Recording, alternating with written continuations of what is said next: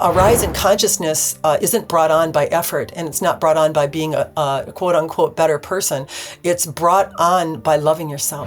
It's brought on becoming a match to your source and allowing enough of that flow to get to you that it carries you to another level of consciousness, of which new choices are, where you don't feel the same way because you're not in third density anymore. It's not the higher level of consciousness. There are new thoughts, new choices. You just don't create the same way.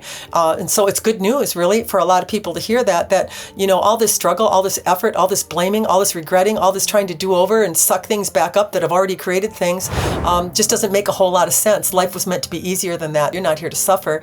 You're here to recognize how it is you have been creating in your experience. And then you have a choice to make, don't you? You can look at what's coming in your life and decide, do I want to change what I'm holding, by deciding to accept myself in the free will choice that I have to choose.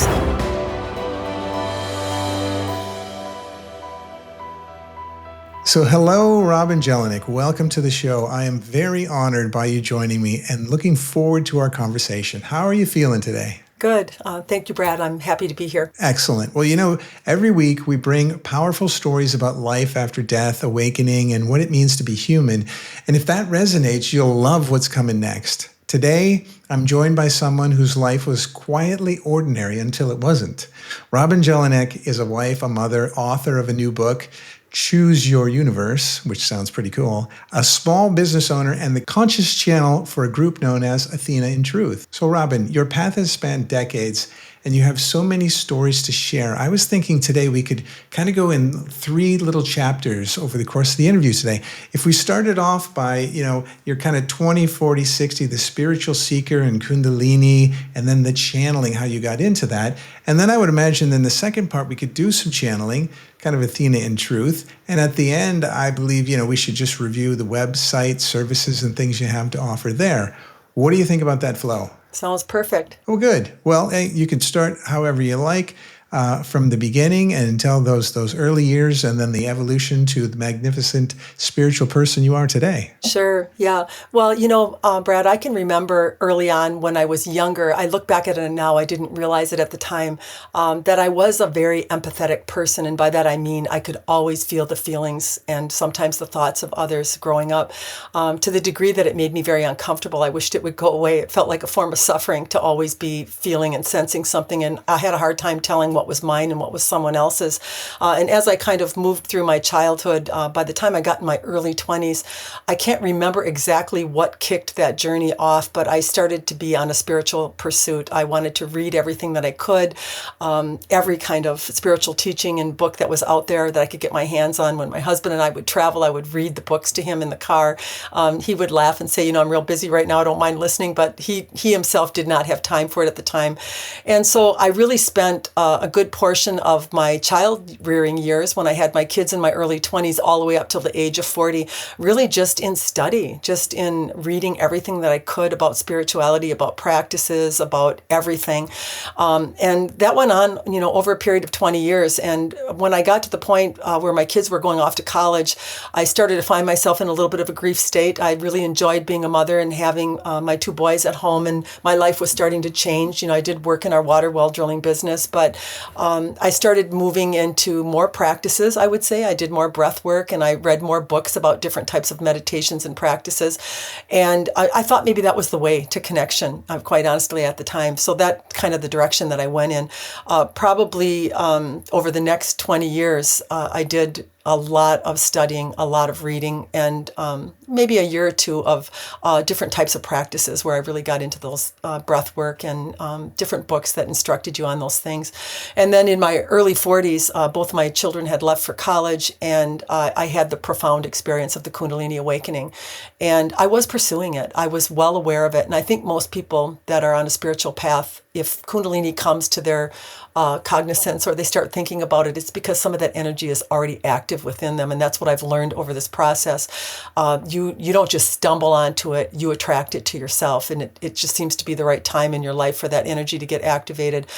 So I did have the full-blown Kundalini activation with all the bells and whistles. I felt the energy rise, and I heard the noise of it, and lots of colors and sounds and sensations when that energy took off. Left me quite stunned when when it happened. And then that sent me on another, I would say, 20-year reading and pursuit about Kundalini energy. I wanted to know everything that I could about it. I pretty much knew once that energy got activated that there was a good chance that I would become a channel. I didn't really tell that to people, but there was just a knowingness within me. And from everything that I have read about that energy, not every channeler has fully activated Kundalini, but those that do almost always become channelers. It just seems to be the next thing that happens after that. So anyway, I spent a lot of time reading and studying everything about that energy. I had what was called a partial rise, so it came up from the base, and it did had a problem. Maybe in the heart center, it veered off a little bit, and so I didn't get what I would call the full ascent. I mean, I got enough confirmation. I knew what it was, but it left a kind of an upheaval. So I went through what was called a dark night of the soul. And at that time, I didn't realize what that was. It was a lot of crying, a lot of suffering for no reason. I had no idea. Everything that I did that I thought wasn't in a spiritual direction, I condemned and judged. And I kept trying to muscle or effort myself to be a better person. And it just got worse and worse. It didn't make it any better. So then what happened about 2 years later is that Kundalini energy came down through the top of my head and finished the opening. So I recognized it because I had had the experience of it coming up. I knew what it was by the sound and how it felt. And it kind of did the flushing and went through the upper part. And after that, I would say my experience started to smooth out a little bit more. During the dark night of the soul, I would describe it that way because it's a dying off. It's friendships that aren't meaningful to you anymore, doing things that you used to enjoy that you just can't enjoy anymore. And so everything in you kind of dulls down for a period of time. And you get to see everything in yourself that's disconnected. That's what's actually happening. And that's what that energy is supposed to do. I didn't realize it at the time, that it's actually showing you all of the places that you don't love yourselves and others in order that you can make an adjustment in the way that you're feeling your experience and get into full connection. That's what's actually happening.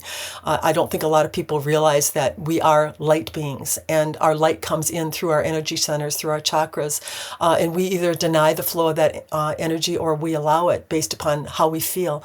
If we are feeling connective, any of the positive emotions, the universe will connect right to us and deliver us solutions, circumstances, and things that we really want to feel based upon maybe some things we didn't like the feel of. So we're not expected to be positive all the time, but we are expected to be aware, because awareness and awakeness is the divine part of yourself. People that are creating unconsciously and have no awareness that the emotions that they're sending out are quite negative, and they don't know how they're getting the experiences, and they think there's an outside cause. Somebody's doing something that's making me feel the way that I'm feeling.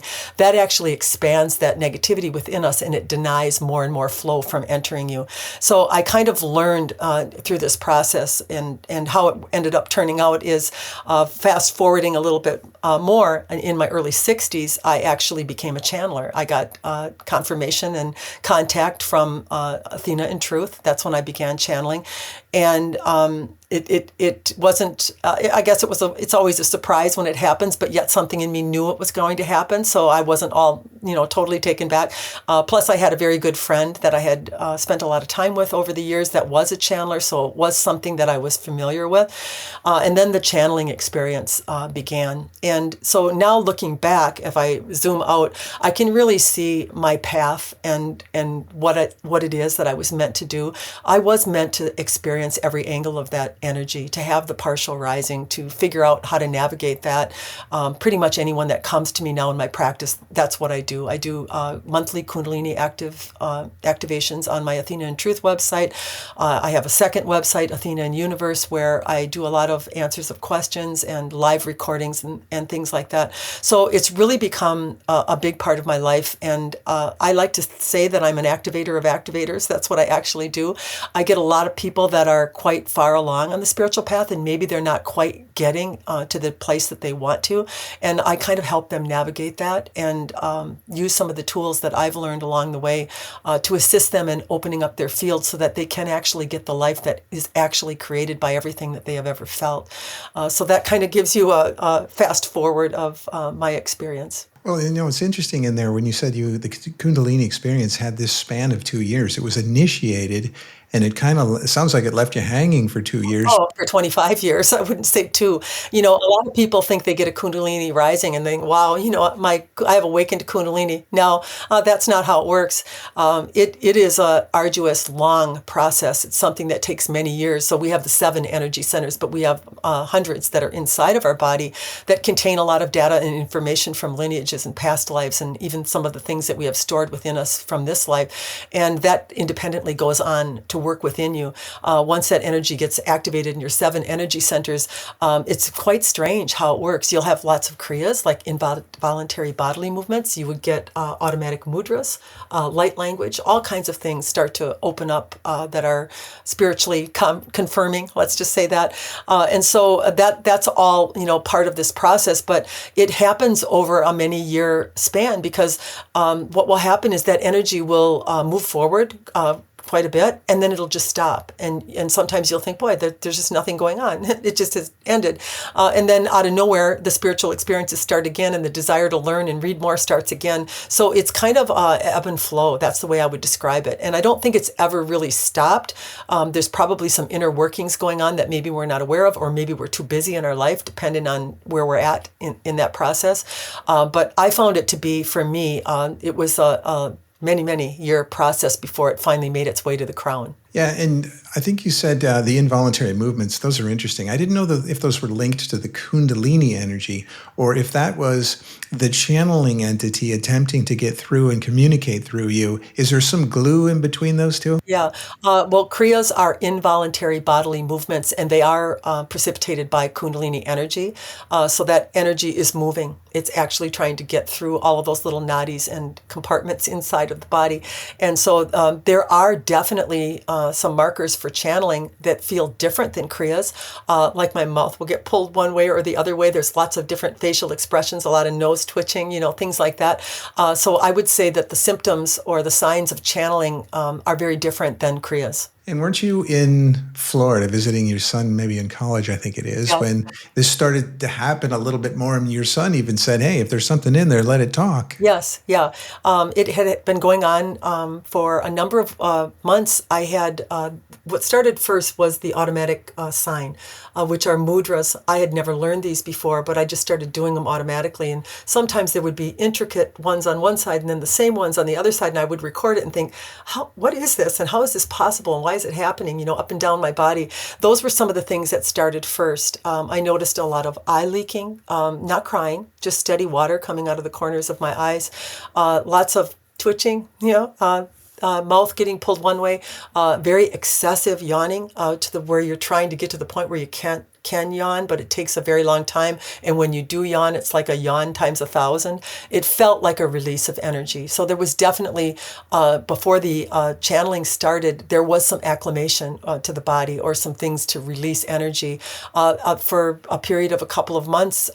Sometimes just what would be a silent scream. And I'd be in the background wondering, I could have my mouth open and that energy coming out and have no idea why it was happening. I wasn't doing it. So there was definitely some type of an adjustment or a release of maybe negativity or something that I had within me that was occurring prior to the channeling starting. Do you feel you're all the way through the Kundalini experience, the 7 plus the hundreds you were mentioning? Yeah, no.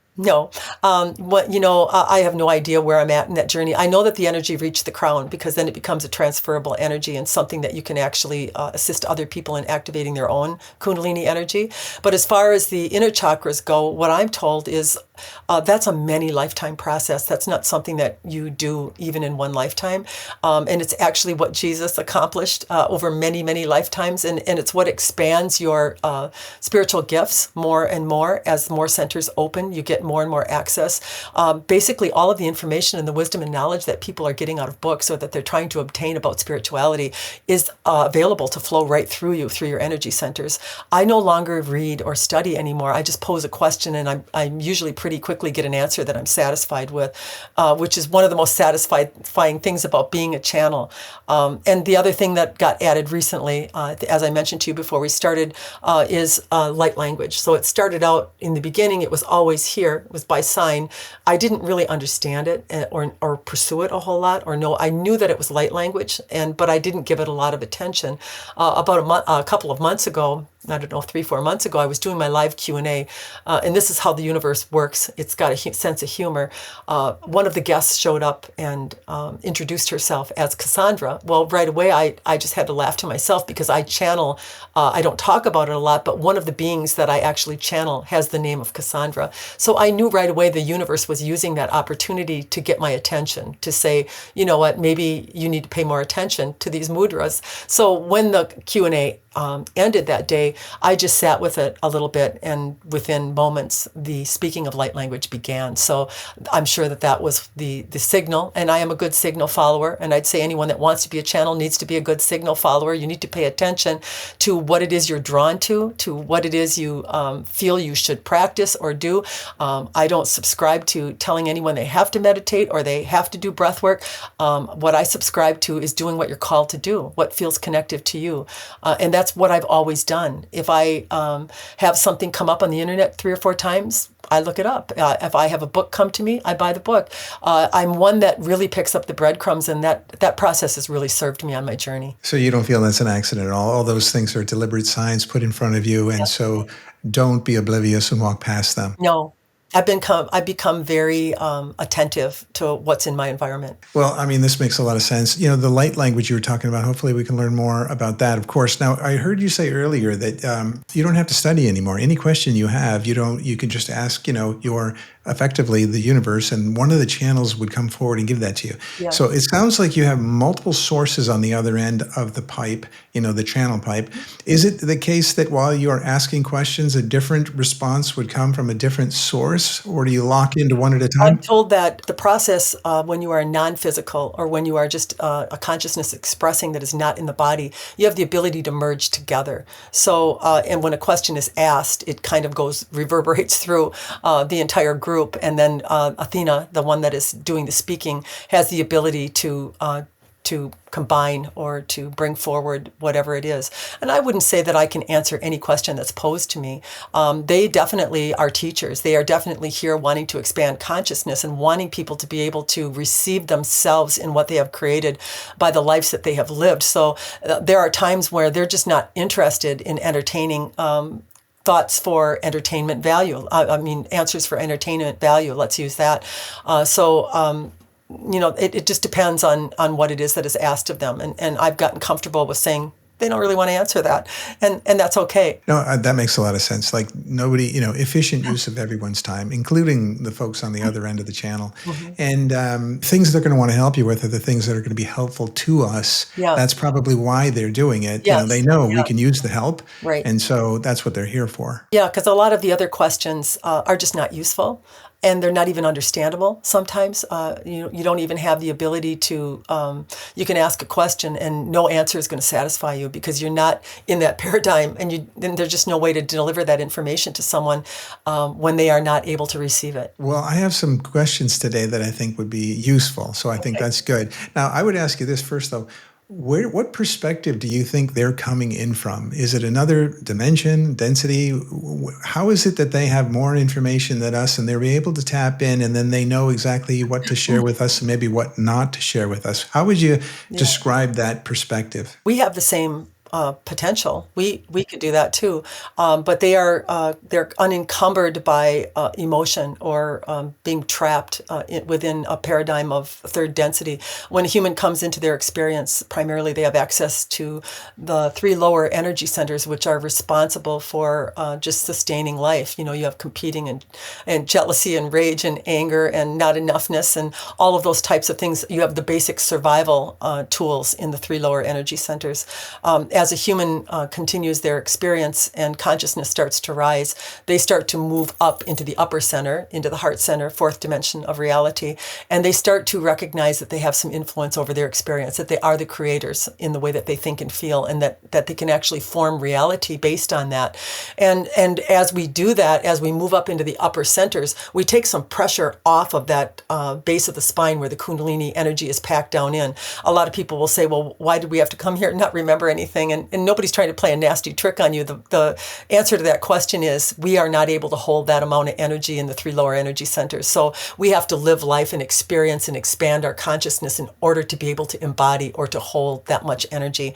And that's actually what happens in a Kundalini activation. People start to release things that are limiting, that are holding them in density in their perceptions and beliefs. And they start to open up the field to a little more light, and light causes a speed or more spin to the energy center, which actually brings in more and more of that light force energy, and their consciousness starts to rise. And a rise in consciousness isn't brought on by effort, and it's not brought on by being a quote unquote better person. It's brought on by loving yourself. It's brought on becoming a match to your source and allowing enough of that flow to get to you that it carries you to another level of consciousness, of which new choices are, where you don't feel the same way because you're not in third density anymore. You've gone up beyond that. I hate to say up, but you've expanded out. Let's just say that from third density to a higher level of consciousness. And at the higher level of consciousness, there are new thoughts, new choices. You just don't create the same way. And so it's good news, really, for a lot of people to hear that, you know, all this struggle, all this effort, all this blaming, all this regretting, all this trying to do over and suck things back up that have already created things, just doesn't make a whole lot of sense. Life was meant to be easier than that. And that's really what my group is here to teach people. You're not here to suffer. You're here to recognize how it is you have been creating in your experience. You're getting mirrored results of the emotions that you're holding that are bringing things to you. And then you have a choice to make, don't you? You can look at what's coming in your life and decide, do I want to change what I'm holding, by deciding to accept myself in the free will choice that I have to choose how I want to feel. That's what free will is. You get the free will choice to decide in any moment while you're living, how do you feel? And as you do that, the universe is painted right on your skin. It feels you immediately. You're an instantaneous creator the moment that you feel. And so the divinity aspect of you receives what you have felt, and it immediately cultivates experiences and circumstances and things that are going to match you in the way you want to feel. Then it tries to approach you. It tries to bring or flow to you through the conduit of love, high frequency. It tries to make a connection to you. And as it comes into your field and it stimulates your energy centers, it's going to find out whether you're a match to it or not. And most of the time, people are holding a lot of judgment of themselves, a lot of condemnation. Maybe they got some jealousy, some rage, some anger in there, something that they've decided that they've attached to, that they now are. They think they are the human. They forget who they really are. And so that denies the flow. That actually stops that energy from entering them and bringing them the experiences they want. So a great deal of the work that I do in sessions and what I do in Kundalini activations is to assist people in learning how to release what it is that they are holding that's actually denying the flow of the universe that they've already created for themselves from just flowing right into their experience. OMG, what you just said there is magnificent. I got all these questions associated with that. First of all, it's like what they think about themselves. They're holding negative energy, so they're not allowing this to come in. So you said love. They have to love themselves. They have to not judge themselves and let all of that go and have pure love and no judgment, and then let this frequency in and rise your frequency so that you're a container that can hold more of what you truly are. Exactly. But you know what? It's easier said than done. But I think the key element to all of this is to make people recognize that you don't have to feel good all the time. But what you do need to do is you need to be awake and aware of how you're creating, because that awakeness is the divine aspect of you. That is the part of you that actually flows in and helps you release that energy. You as a human, muscling, efforting, trying to change, continuing to backslide, and then going into judgment and condemnation, you were not made to create the experiences. You were made to feel and to send a signal in the way that you prefer that your reality was. And then you have to let go. You have to be satisfied with that. If it is jealousy, if it's anger, you have to be satisfied that that's what my life called out of me. And I'm going to just release it. I'm not going to condemn and judge myself. That doesn't mean that you're always going to stay creating in a lower tone or in a suffering tone. Let's use that. It means that you are going to recognize that you have free will. And free will means I get to pick and choose how I feel in this experience. And it doesn't doesn't matter what anyone thinks or what I think. I just let that go to the universe. I just release it. And that's the love of self. I accept myself in everything that I think and feel. I just allow myself to be a human. And in that acceptance and in that unconditional love that I'm holding for myself, I become inadvertently a match to my source. And then the things just start coming. As the things start to come, my consciousness rises. As the divinity gets allowed in by me, accepting me, even maybe when I was negative, my consciousness starts to rise and I have new choices available to me. So I haven't changed. I haven't efforted myself. It's the divinity aspect that's making all the changes for me. So, what I heard inside that was to be awake and aware and to use your free will to sort of keep the negative energy and the lower density out. Now, it's tough because, like you said, easier said than done. This world seems like it has built into it every single distraction that could possibly take you away from your conscious thought into subconscious thoughts. So you're not awake, you're not aware. Mm-hmm. You're playing, some recorded programming all the time of fear and judgment and doubt and all the things that you mentioned before. So it's purposefully set up, this place that we live in, to distract you away from that love that's inside you and doesn't let you have any time with it. Hopefully in maybe hearing this interview that we are having, it's real easy to recognize when you've gone unconscious. You don't feel good. Is that hard?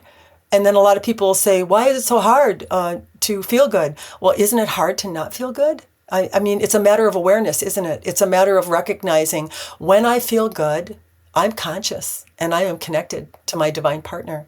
When I don't feel good, I've gone unconscious and I'm disconnecting myself from that source. That's what's actually happening.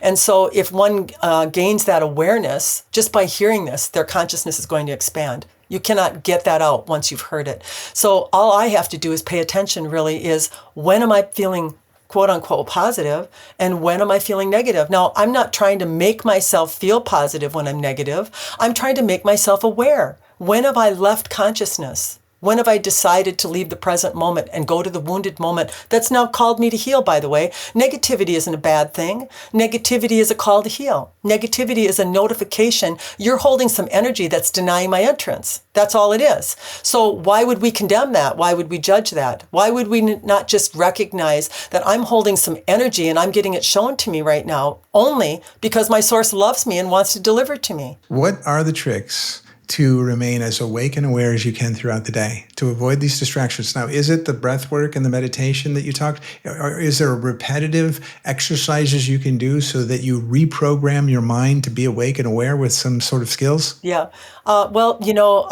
Good luck with that, like practices and all that. I've done all that. I've been down that road before, and a human is a human. I'm just going to tell you, it'll go back to its old way of operating at some point. One of the things that I like to do every day is I get out of bed, and when my feet hit the floor, I say there's no outside cause for how I feel today. That's a big one. Because most people, when they're suffering, they're blaming somebody. They're thinking there's something, some circumstance or situation, there's something on that TV, there's some president out there, and there's some person over there that's causing me to feel the way that I feel. That's not really what's going on.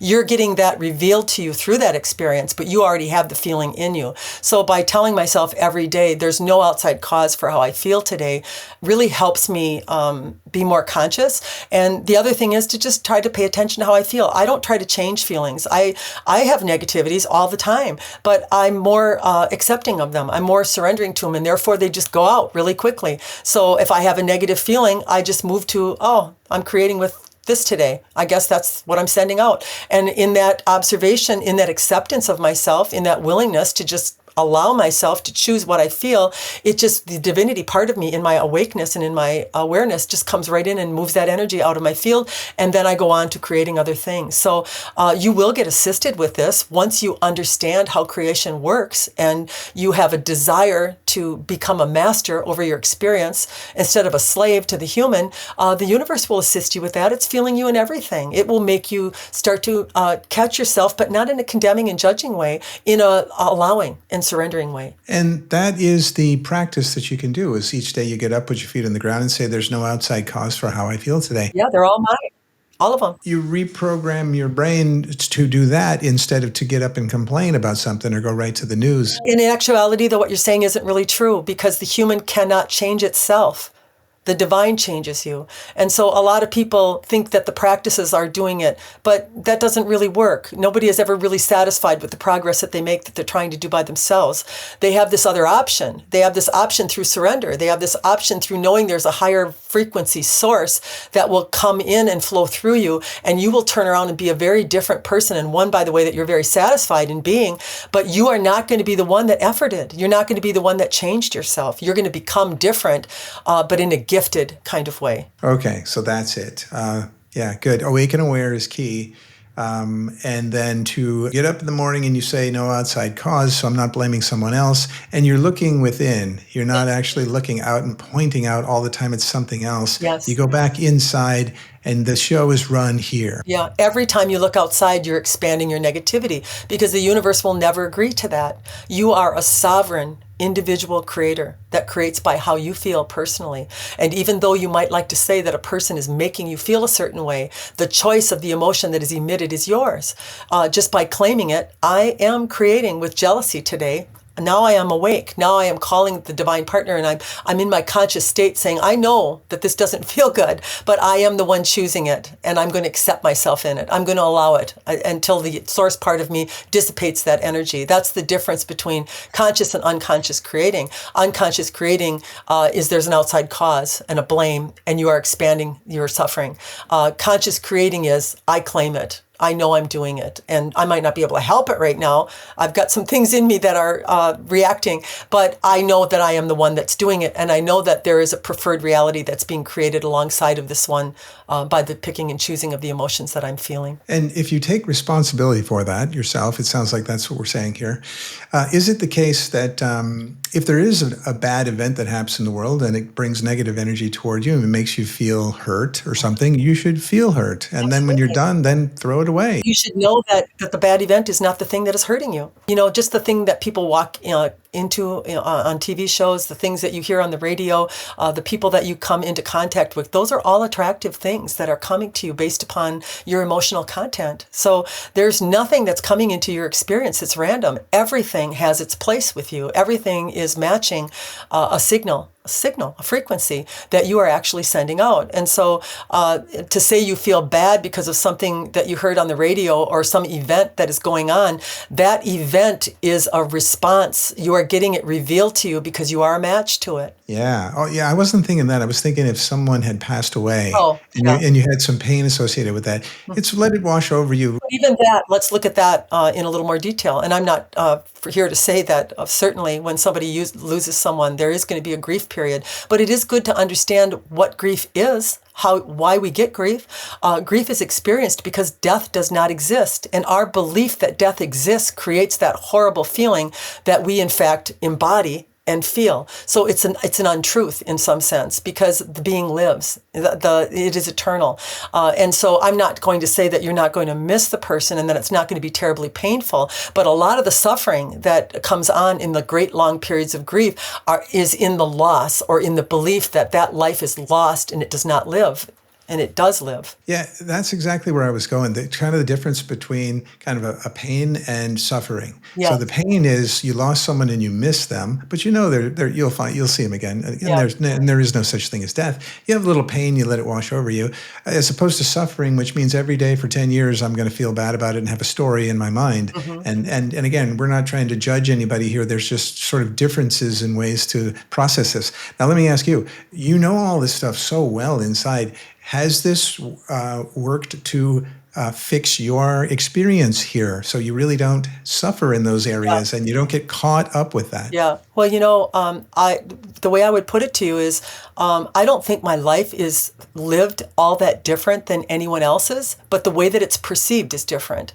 I don't hold the judgment or the condemnation. I don't hold the right and wrong and the good and bad about the emotion that I have. I'm still experiencing. I'm still having those feelings, and I'm not the one doing that. I just have gotten awareness that there is a divinity aspect of me that can assist me in allowing those things without becoming or attaching or getting too bogged down in the suffering part of it, if that makes any sense to you. So I'm certainly not a superhuman. I have my worries about my kids, but I catch myself now and then and remind myself that it's the worrying that I'm doing that's actually being shown to me through the experiences that I'm having. And so, in answer to that question, I would say that there's a much more peacefulness with just feeling life and being human, and not really having to change or regret. It's not that you don't have the feelings. There's much more of a surrender and an acceptance to life. Yes, and inside that, I heard free will. I would question to you, your perspective on this. Is free will the notion of deciding the actions we take through this physical experience we're having?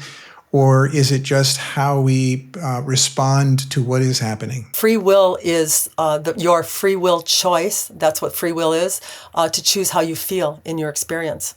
So even someone that perhaps is committing a crime, they are doing something that is causing them to feel in a certain way, and that is their free will. They have free will to do that, and then the universe, of course, receives them in that feeling, and nobody knows exactly what every feeling that a human is having. But one thing that I do know is that the universe receives you in the high frequency of love. It looks at no one as being unworthy. It looks at no one as being worthless. It looks at no one as being bad. And that's hard for people to understand when there are people out there that are doing things that seem hideous. I know, I understand it. And I have those moments too. But I know that the universe receives everything and everyone in love. Along those lines, it seems to me that it's like, because there's no judgment in that. If it's unconditional love, there is no judgment. So if there's no judgment, there couldn't be a label of good or bad on anything. Well, and every experience is valuable. Every human is expressing energetically, and that energy is being received in the universe as a whole and in the person's individual universe. An expansion is actually occurring through that exchange of energy. That's what's actually happening. So no human is looked upon negatively for any emoting or way of living, as you would put it, that all that energy is being used in a positive direction. And back to the free will, if we're having actions and experiences and so forth, do you think that's all pre-planned and premeditated, but the only thing that is free will is how we actually respond to what's happening? Right now, whatever you have in your energy centers, if you drop over tomorrow, you're bringing it with you. And when you reincarnate, even though you are an infant, you're bringing in a lot of data, a lot of emotion, and some of it people call heredity, but heredity and anything else is based upon feelings. So if one were an alcoholic, they would feel a certain way, or they would have some emotion around that. Everything is based on emotion more than it is necessarily anything else. And so it's just to understand that that energy, that life energy, that whatever you are living, that's creative. And that's actually going to build your next life. That's going to line you up with the partner. People talk about their parents being selected. They're not necessarily being selected, but they are matching you. They are being paired to you based upon the emotional content you hold and the emotional content they hold. So everything is an emotional exchange. Beautiful. Well, thank you for making a lot of sense there. That last segment was fantastic. I have some questions for you as Robin, and I also have some for Athena in Truth. Okay. What would you like to do next? Let's do Athena. All right. Okay. We are excited to really have this interview with you. What is it that we could talk to you today that would be satisfying? Well, I have a couple of questions here. I'm going to start off with a nice sort of soft one to ease into this. And the first one is, what is the soul's relationship to time? That there is none. Yeah, exactly. And so why is it that we perceive the notion of time as in everything is linear? We can't go backwards in time. We can't go faster in time than the linear clock will allow, and we are stuck on this conveyor belt. Yeah. When we describe people about their life experiences, we talk about a timeline, something that exists in every moment that they have ever existed. There is a place on that timeline, and it is often where people are being called to heal. Maybe they get provoked by someone, they experience an emotion that perhaps is uncomfortable, and they find themselves not in the present moment or not feeling good, as Robin said, and then they actually move about the timeline based upon the feeling that they are having. And oftentimes they are brought to a very early encounter of that emotion and have an opportunity to heal it through surrender, through accepting, through loving and understanding why they chose it to begin with. And so every time a human has a negativity or experiences a negativity, we like to look at that as a call to heal or something that is standing on their timeline that's still creative. So if you were to look at yourself in your experience, when you get provoked or something happens that maybe quote unquote needs to be healed that is creative in your experience, you would actually leave the present moment. You would go to a moment, maybe you are even a child, yeah, and you would actually start creating from there. You would actually, as a 50-some-year-old man, start acting like an 8-year-old child if the wound happened to be around that age, yeah. And Robin has experienced this in sessions where people will pop in and out of different levels of consciousness or spots on their timeline where they are actually creating from, and it is why you are being brought there. So every moment that is on your timeline exists at the same time. And some moments containing trauma or things that affected you to a great deal in your life are actually energetic layers or things that have built up, let's use that term. Because when we hold a negativity long enough and attach to it, there are many experiences that start to layer or pile up in the chakras. And then the amount of mirrored responses or mirrors that you get reflecting the way that you feel start to get heavier and heavier and more burdensome for the human to carry, you see. Yeah, and can it be thought of as an analogy as a film reel? Absolutely. It is a good analogy. It's perfect. Yeah. So it's that because it's kind of done already and you're just going to roll it all out there. But you could access any frame you want at any time. Absolutely. But there are certain frames that when you get to them, they skip. Yeah. And you continue to emanate or process or emote the same way over and over and over again because you are there's a glitch. Yeah, there's something stuck there. And is that something stuck there, something that it helps us to overcome? Yeah, that would be an emotion that is creative, not in a way you want to feel. Exactly. Learns a lesson there. Good. Next question. What role does suffering truly play in our soul's evolution, if any? Well, we like to say suffering is optional. Some people don't agree with that. Yeah.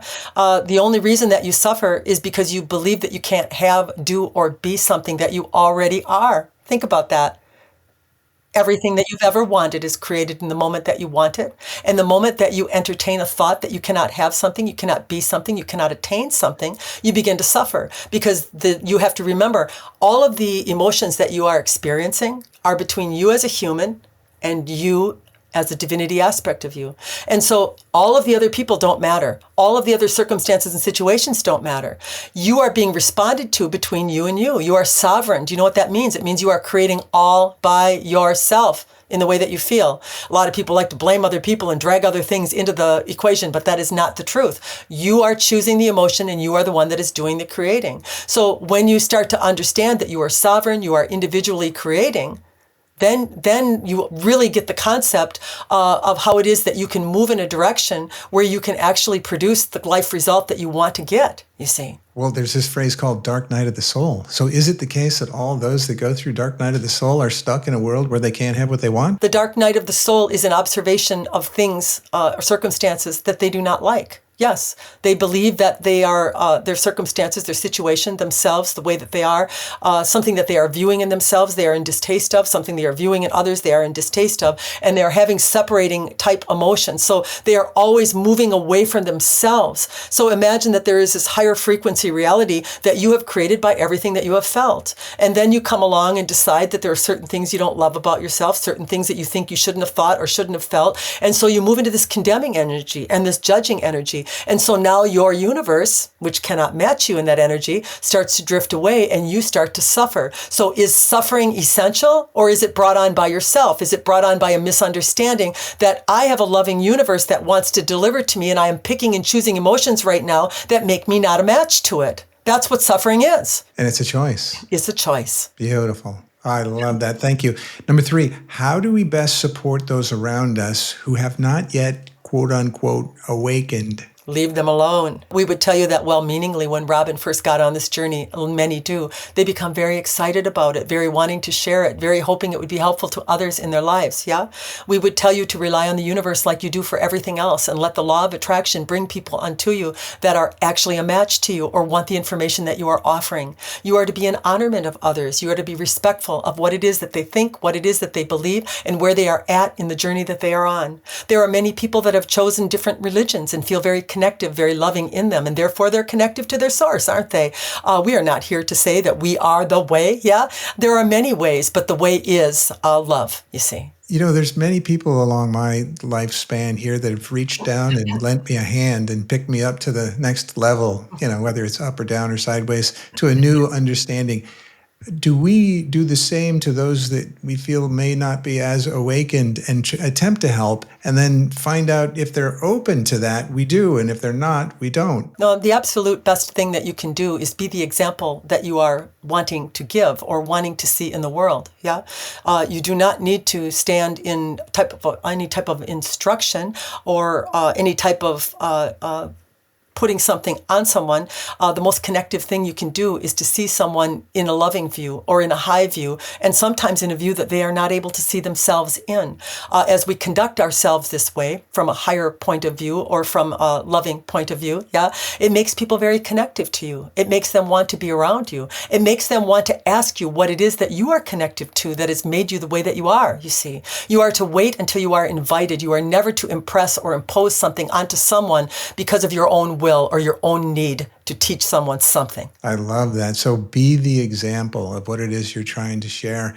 And if they recognize it, then they're ready, I guess. Absolutely. It is not just a recognition. There are energy centers that are not active or not presently in motion, let's use that term, or receiving enough energy for a human to actually be able to embody these types of beliefs or perceptions. So it is an evolving type thing. It's something that they are not trying to disrespect you. They are not trying to disregard you or not listen to you. They actually do not have the ability to hold that energy yet. Yeah, true. So something has to happen through the energies that you mentioned earlier. Something can happen by your offering, can't it? By your loving view, by your kindness, by your admiration towards them can create a loving response within them, and more energy reaches them, doesn't it? That's right. Just by being the example that you mentioned a minute ago. Mm-hmm. Next question. Is there a collective tipping point approaching? We would say that tipping point has been had. Yeah.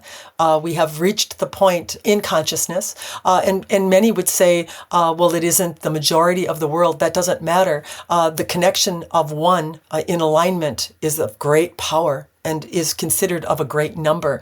So there is already a connecting point or a tipping point, as you put it, that is starting to happen. If you look at any of your spiritual broadcasts or the concepts that are being taught even in mainstream news and different places, you can see the tendency or the progress that is being made in that direction. Oh, right. You can see it everywhere, and even there on some channels. So I thank you for these answers. I have one last question for you, Athena, in truth. And that is, if we could fully embody our divine nature now, what would life on Earth begin to look like? The new world, or the world that you want to see, stands. It actually exists.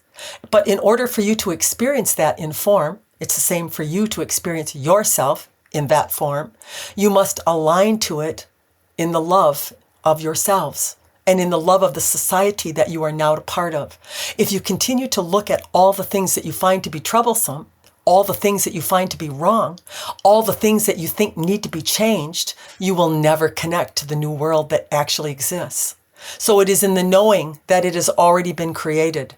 It is in the knowing that everything is going in perfection, that there's nothing wrong, that there are good things, that there are bad things that create good things, yeah? And that this has actually already occurred, that the desire and the intent that those that are holding in their marches or in the things that they are negative of have actually signaled the universe in what is preferred. So to look at those things as a negative, to look at the world right now as a negative would be the wrong approach, wouldn't it? Because we have to recognize, we have to love the way that we have created the new world in order to connect to it. It's the same as loving yourself. It's the same teaching that we gave you earlier in the love of yourself and your free will choice. You have to do the same thing with the world. You have to look at all the experiences that have been happening as necessary, as creating in suffering, as creating in a lower tone. But don't forget, those emotions, those feelings have been received, and they have been elevated to the high level of the frequency of love. And it has created another reality, another world, really, that could flow right into this one. But you must make yourselves a match to it. You must believe in it. You must start to follow things that give you a good feeling. You cannot continue to complain about what is going on in your world and expect to meet the new world that is already created where there is no complaining.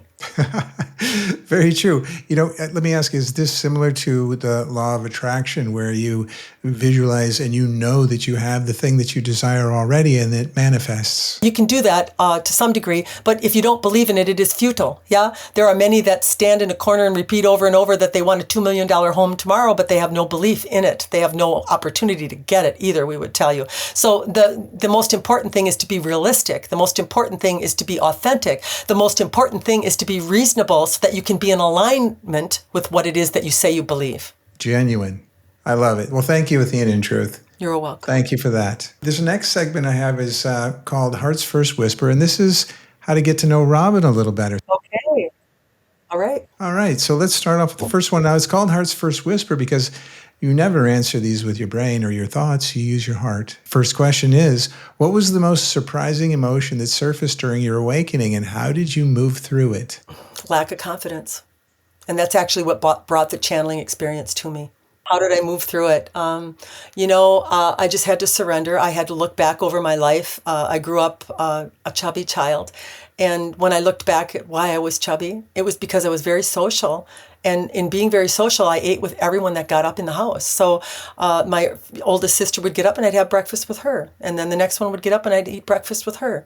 Then my father would get up and I'd eat breakfast with him. And so I felt like that food was my way of connecting or fitting in. And for a long time, I was the baby of the family until my sister Heidi, who's actually my assistant now, that works with me in the business that I'm in, she came along and robbed me of that position because she's 8 years younger than I am. So my mom had a baby at 43, which was actually the same age that her oldest daughter was having a child. So that was quite a strange situation that was going on. But I would say that the way that I dealt with that is I really started to love myself in not being confident. I started to understand that I got picked on, that I had a good reason for feeling a lack of confidence, really kind of dove into accepting myself in those feelings. And eventually, it's not that it's always gone. I would say there are times when I can still be visited by that energy, but I'm not as bothered by it or scared off by it. Well, that answer helps everybody else that finds themselves in that same situation. So thank you. Mm-hmm. And it rolls right into the next question, number 2, which is, you've channeled messages of unconditional love. What has been your hardest lesson in learning to love yourself? One of the things I really struggled with, even as a channel in the beginning and still to some degree in my life, and I've been told by the group that we shouldn't need to set boundaries. If we have to set boundaries, there's something within us that's making us have to do that.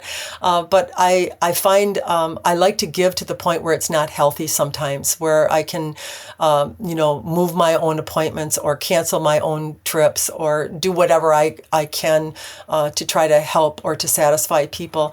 And so that's something that I've done some progress in, where I'm better at communicating, and I find that when I let people know that I'm actually changing something or moving something, they're more than willing to not ask me to do that.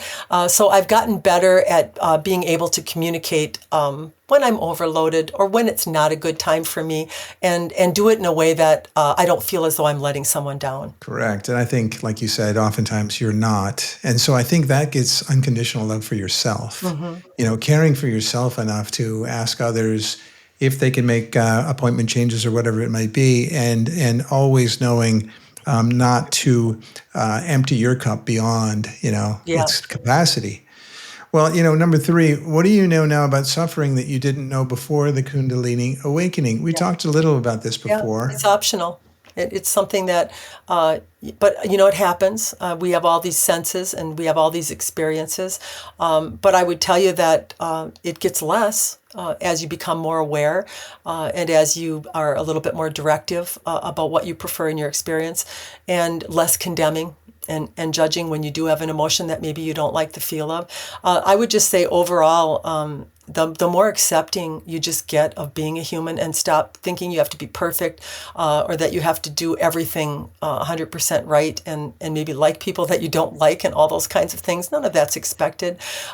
You are expected to be here for a preferred experience. And that's something that I try to remind myself of regularly. What does that mean, preferred experience? It means that your life should feel the way you prefer it to feel. That's the free will and the Yeah. choice, and you should feel the way you want to feel. So don't have conditioned responses and let the world tell you how to feel. Yes. Be awake and aware and choose that yourself. All righty, number 4. This is a question that I put together as I watched content that you had shared earlier. And I just love this question. I think we talked about this a little bit, but it feels like the veil is thinning. Now, when people say that, I never really thought of it this way until I listened to you. Is the veil really thinning, or are we raising our frequency, which allows us to hold more of who we truly are? Yes, both actually. Our frequencies are rising in surrender and in the acceptance of ourselves. So that's starting to happen. Some of the solar flares that have been coming to the earth are actually creating a higher light frequency. So there's more vibration hitting the planet, and that vibration affects the energy centers. So it creates a spin, or more frequency in the human vessel itself. So there's a number of things that are actually at play that is starting to happen. Part of life, just living, people just desiring things, those feelings and thoughts, whether they're positive or negative, are hitting that higher frequency vibration of the universe, if you would call it that, or your God source. And that elevation of just the energy from people living creates more light in the universe. And so that emanation of light is now more penetrable or more reachable to us, just because of what we have done by living, by expansion, by emitting emotions. Nice. So so it is a combination there. That's interesting to know.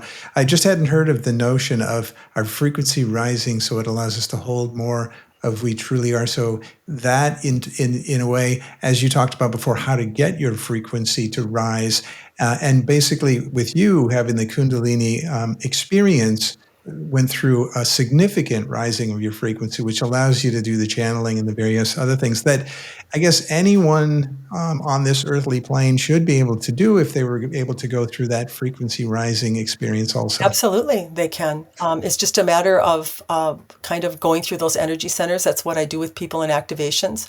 I use a lot of light language. We've talked about that. That didn't really come out today. Maybe it will. We'll see. But all of those frequencies, light language has the ability to stimulate old remembering of who you really are. Latent DNA, or DNA that is not necessarily employed or being used, can be stimulated by that frequency, which would enact more of your soul expression, or the higher self, if you will. So it actually is a really good assistive tool, especially if humans are stuck in patterns of old perceptions and beliefs that are creating in a way that is not satisfying or of a lower tone. That energy can actually be a really good assistive tool in helping them to move out of things that maybe they haven't been able to. Nice. And yes, we will definitely be talking about light language. And I didn't know the light language affected DNA, so I can't wait to hear more about that. Well, number 5, as we raise our frequency, are we rewriting our reality, or simply remembering what has always been true? When you raise your frequency, you gain access to the expanded version of yourself that it's actually built by everything you've ever lived. Excellent. Well, makes sense. And number 6, as systems collapse and reality accelerates, how do we discern what's breaking down from what's being divinely realigned? Well, you're not going to do anything about it. So, I know a lot of people, when they're channeling, there's a lot of talk about collapse and things that are coming. And I don't really see a whole lot of benefit in that, because if there isn't something that you can the only thing you can actively do is be in control of yourself in the way that you feel. And so worrying about something, or fretting, or being frightened by something that might be coming in the future really has a negative effect on you, and it has a negative effect on the universe as a whole. So it's not really a road that I like to go down very much as a channel. I think that everything, whether it's the systems you're talking about or it's something in your own life, is necessary. And that's how I try to look at life. So whatever it is that we're going through is bringing us to the next place and the next place. When I look back over my life right now, being at the age of 65, maybe 20 or even 30 years ago, I couldn't see where this was headed. I wouldn't have any idea. But as you get older and you know, zone out a little bit and you look back over your life, you can kind of see the lights go on and you can see, oh, this is why this happened and this is why that happened. And I think it's going to be the same thing with systems. They might be uncomfortable, and there's been uncomfortable periods in my life too, and I've lived through them. Humans are resilient. So I think what needs to fall away is going to fall away, and I don't worry about it.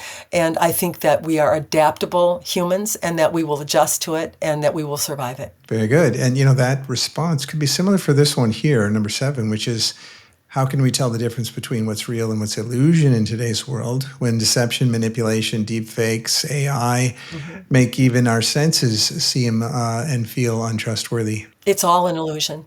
Every bit of reality that you see is not real. Everything in reality is coming through the eyes of those that are looking at it. Their perceptions, their beliefs, their choices. That's the reality.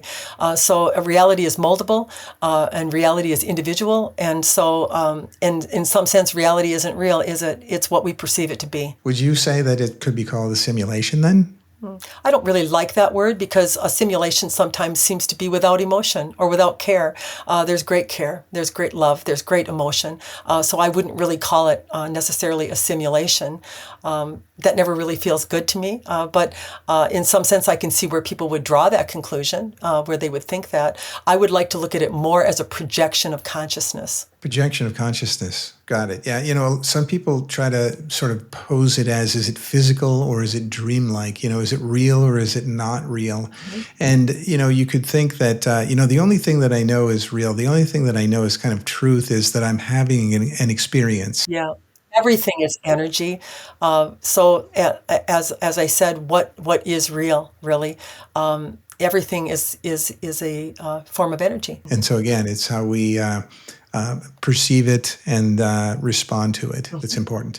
Well, here's a nice, beautiful question for you as the final question of Heart's First Whisper, which is, when you're not channeling, teaching, or guiding, what simple moment brings you back to yourself? Oh, my grandkids. Got one little one that's 3 that every time I see him, he said, "Get over here for the good stuff, Grandma." And that is my happy place. And it's very easy for me at this place or time in my life to be joyful because I am able to really revel in that time with them and in that love space and in that innocence. And so that's what really brings me to my happy place. That's great. I have grandkids too, and I couldn't agree more. And, you know, you compared, I think I've seen you in other videos talking about how you loved your kids. Yeah, I'm like, get out of here and get your grandkids over here. I raised you. Bring the grandkids. Exactly. Well, thank you very much. You know, I think we covered all bases, but I definitely, before we go, I want to talk light language. Okay. How can we dig into that? Well, let me just let it come out, and then we'll see what happens. I haven't done a lot of it in an interview, but we can sure give it a try. Do you want to describe and explain a bit so we know what's coming? Yeah, well, they'll do it, and then they'll give you the transmission right afterwards. How about that? That's great for me. When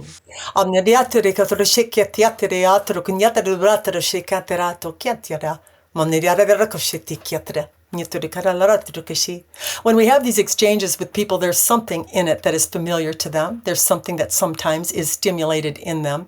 It is a form of communication that is of the soul or of a deeper value. Let's use that term.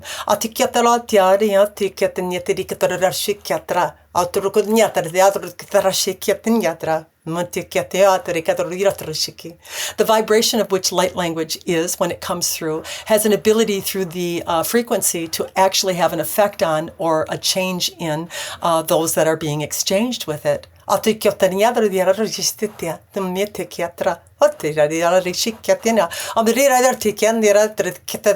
Sometimes people can get stimulated or things can come out of them that they had stored within them that is not always pleasant to see.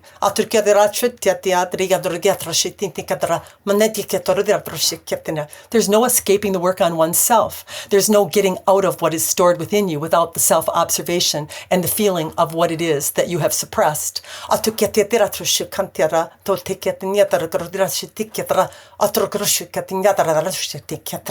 When we have a light language exchange with someone, we usually let them know that we're going to be riling up some energy, that they're actually going to start to see things coming up in the way that they feel that maybe they don't like the feel of.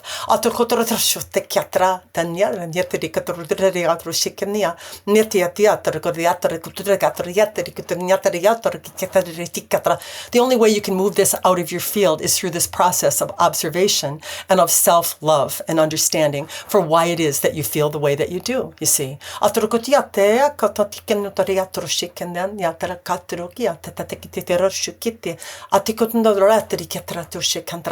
When we are doing activations with people or we are in sessions, we apply light language when we come across energy that we feel is stagnant or stuck in their energy centers.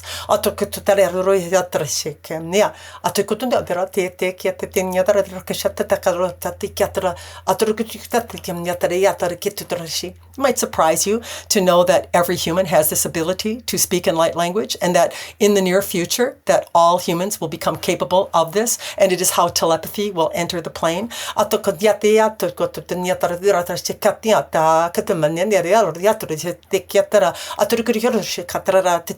Robin used to wonder what telepathy was. She thought people could hear your thoughts or eavesdrop in your mind. That's not what telepathy is.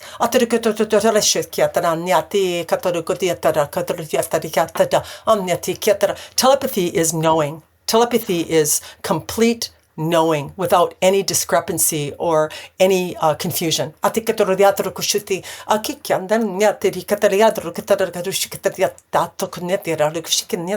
Imagine being able to communicate and never have a disagreement, never have a misunderstanding. Because at the level of telepathy, negativity is not a part of that vibration or the place that it exists.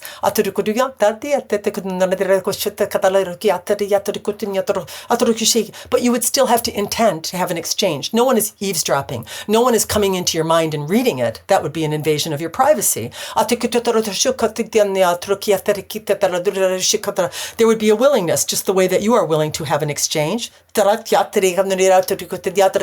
the answer or the knowingness, like it's coming to Robin right now, would be what you would get. There would not be a word exchange. There would be an understanding exchange without any discrepancy.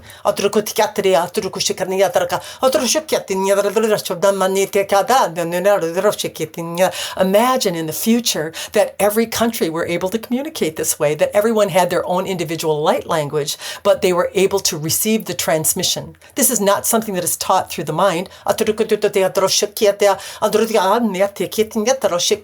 Obviously, Robin doesn't know what these sounds mean or what these so-called words mean. But yet she knows exactly what's being said. Isn't that a wonderful thing? Yes, it is. That sounds a little Eastern European, I would say. And you're suggesting this is going to be a universal language then called a light language that will be the universal translator between all people? Yes, people will become telepathic, and this is the way that they will do it. Interesting. So that's sort of the first step into it, I guess. Many people, just by hearing light language, become activated. They begin speaking their own tongue or their own language. Yeah. There are many galactic star systems, of which many of you have been a part of and still are. Yeah. And so this talk of aliens or separateness or the idea that something is out there and you are over here, yeah, this is all one experience. This is all connected. Let's use that term. Yeah. Is there a way to write that down, or is it just an audible? It comes in a written form as well. Robin does not do the written form as of yet. Yeah, that's probably coming in the future. But there are many books that have written light language, and it is very similar to Egyptian typewriting. Got it. Thank you, Athena, in truth. It's really funny because when this started, I thought there's no way in hell I'm going to be doing that live on a broadcast. And I said to my husband the other day in the car, if you were ever more convinced that there is another part of you, There would have to be, because this would never be something that I, as Robin, would do. It's just not like me. And I initially, when it first started coming, I thought there's no way I'm going to put that on a broadcast.